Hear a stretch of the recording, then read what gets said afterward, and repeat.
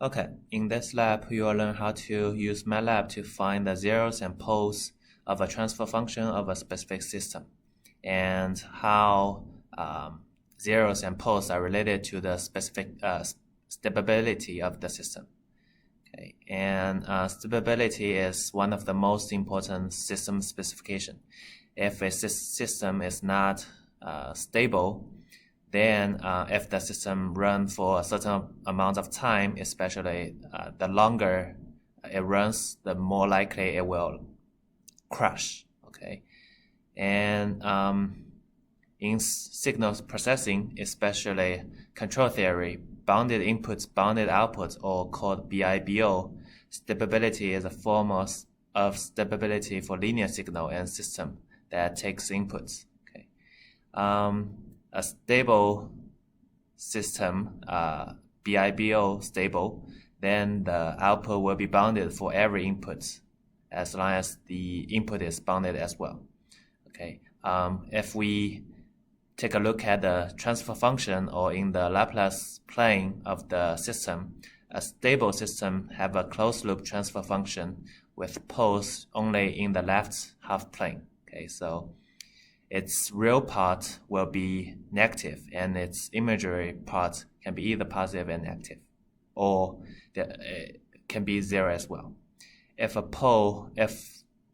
poles in the right half plane, it will cause the exponentially increasing natural response. Okay, and if the system has imaginary axis poles, then the system will oscillate it as a natural response. Okay, so this is a diagram of how the system will respond. Okay, so if the real part is negative, or say the poles are in the left half plane, then the system is bounded, or say it's stable. Otherwise, if it's on the right side, right half plane, then the system is not stable. If it's on the imaginary axis, then the system is somehow stable, but it will oscillate all the time. It will not converge to a certain value. Okay. And for a second order stable system, we usually have such form. Okay. And we can calculate the natural frequency as such and the damping ratio as such, so it will converge or damp at a certain amount of time.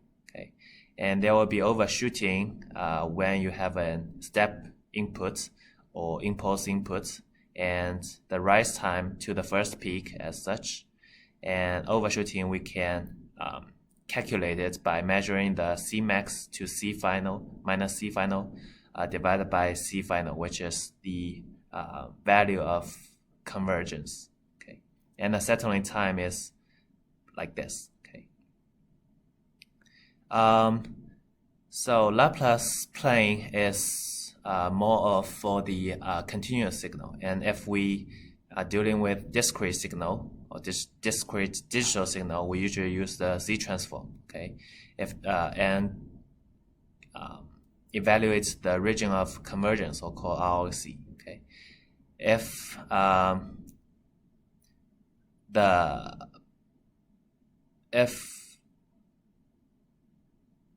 the ROC includes the unit circle, then the system is stable. And if ROC extends outwards from the outermost pole, then the system is casual.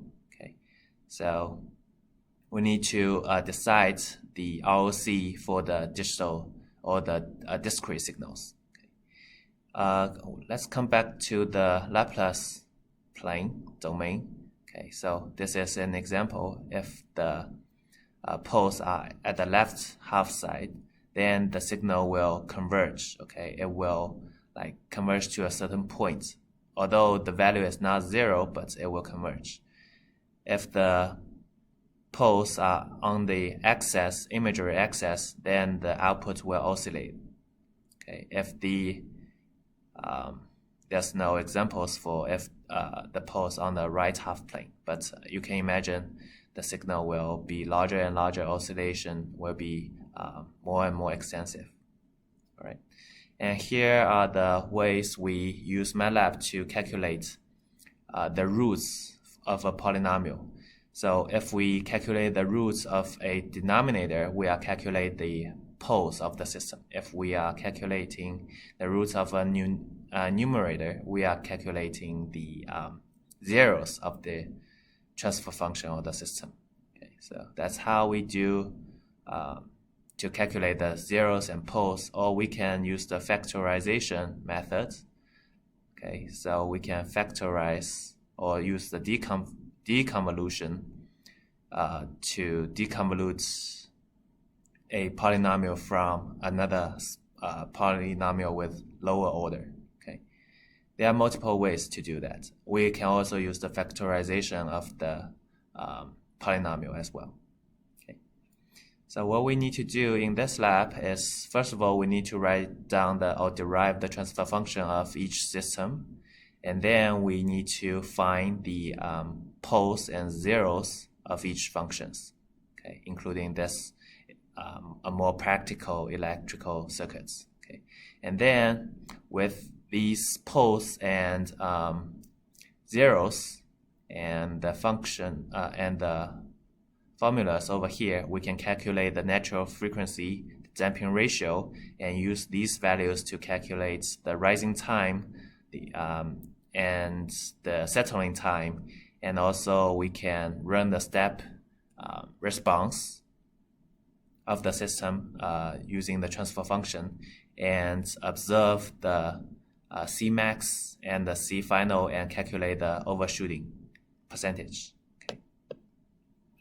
So that's basically what we need to do in these experiments. And also you can use the LT-SPICE to verify the results, especially the inputs, the step response of this circuit.